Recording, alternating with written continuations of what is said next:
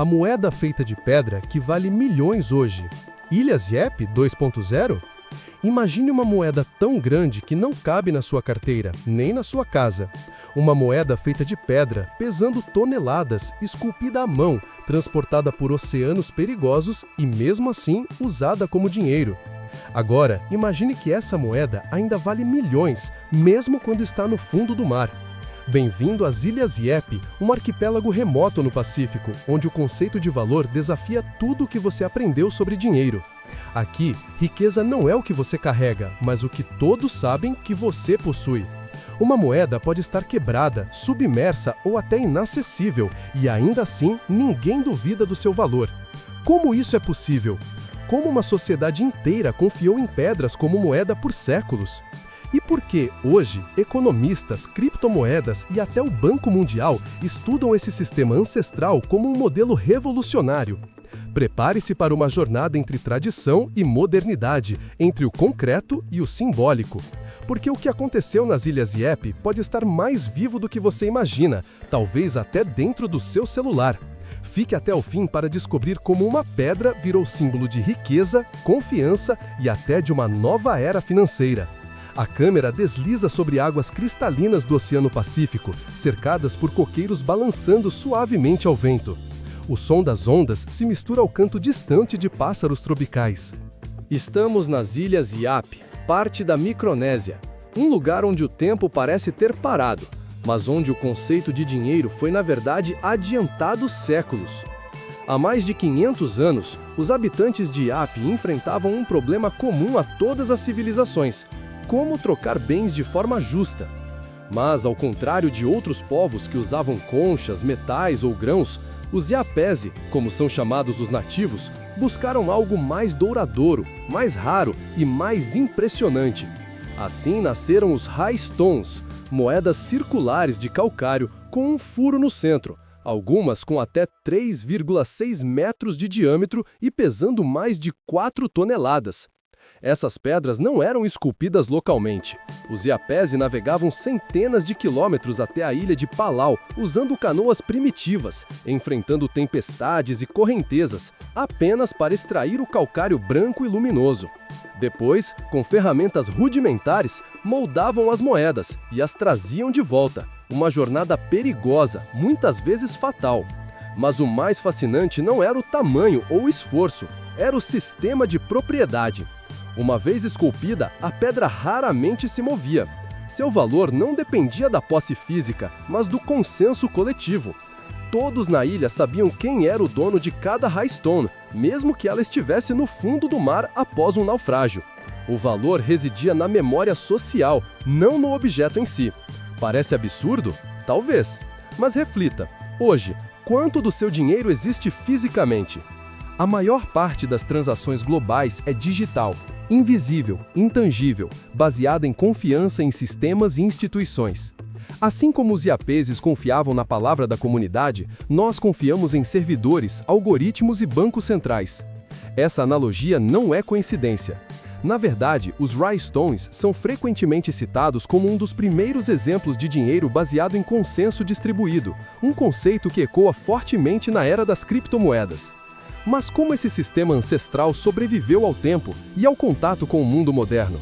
Com a chegada dos colonizadores europeus no século XIX, o mundo de Yap entrou em colapso e renascimento. Missionários, comerciantes e, mais tarde, administradores coloniais alemães, japoneses e americanos tentaram impor moedas tradicionais, mas os iapeses resistiram. Para eles, o Rhinestone não era apenas dinheiro, era história, honra, status familiar. Um episódio icônico ilustra isso perfeitamente. Em 1898, os alemães, tentando forçar a construção de estradas, pintaram com uma cruz preta as pedras dos chefes que se recusavam a cooperar, simbolizando confisco. Mas, em vez de se submeterem, os iapeses simplesmente ignoraram a marca. A propriedade continuou sendo reconhecida pela comunidade. A moeda continuou valendo. A autoridade externa não tinha poder sobre o consenso interno. Esse sistema não era perfeito. Havia disputas, fraudes raras e o valor variava conforme o tamanho, a qualidade e a história da pedra, especialmente se alguém tivesse morrido na jornada para trazê-la. mas funcionava com uma eficiência surpreendente, baseada em transparência comunitária e memória coletiva. No século XX, com a introdução do dólar americano, o uso cotidiano dos rhinestones diminuiu. Hoje, eles não compram pão ou gasolina, mas continuam presentes em cerimônias importantes, casamentos, heranças, acordos de paz. São símbolos vivos de identidade cultural e de um modelo econômico alternativo. Curiosamente, em 1992, um antropólogo relatou que uma família ainda possuía uma pedra que havia afundado durante o transporte, mais de um século antes. Ninguém a vira, ninguém a tocara, mas todos reconheciam sua propriedade. O valor não estava na pedra, mas na história compartilhada. Esse conceito ressoou profundamente no século XXI.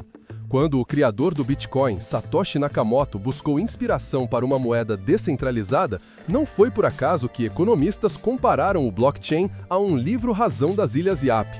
Ambos dependem de registro público, imutável e consensual, só que um é oral e comunitário, o outro digital e criptografado. Hoje, colecionadores e museus pagam fortunas por rhinestones menores. Uma delas foi vendida por mais de $100 mil. Mas os iapeses raramente vendem as suas. Porque, para eles, o verdadeiro valor nunca foi monetário, foi sempre social. As Ilhas Yap nos desafiam a repensar o que é dinheiro.